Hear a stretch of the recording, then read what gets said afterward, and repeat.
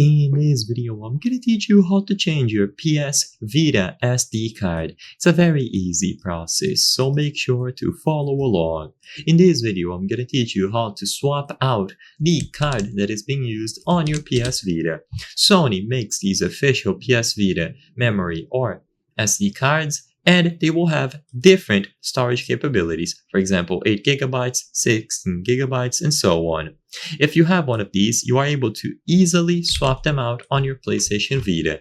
So, to swap out the memory card or the SD card, all that you have to do is open the memory slot cover. So, it is going to be here on your PS Vita.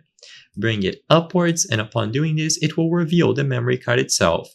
What you have to do now is press it gently and it should pop out. At that point, you can grab it with both of your fingers and remove the memory card itself. With this done, it's as simple as inserting the new one. It is going to click into place, and once you hear it spring into the secured location, you can go ahead and close down the memory card slot cover. There is no secret to this. Then all of the data on the old memory card will still be backed up. If you want to, you can consider transferring it over to a PC and then reconnecting the PlayStation Vita to the PC to import that data. And after you transfer over all of the data, you will have your new storage card installed with the data that you backed up. For that, you will need a PC. You connect the PlayStation Vita to the PC or laptop. You back up all of the files there.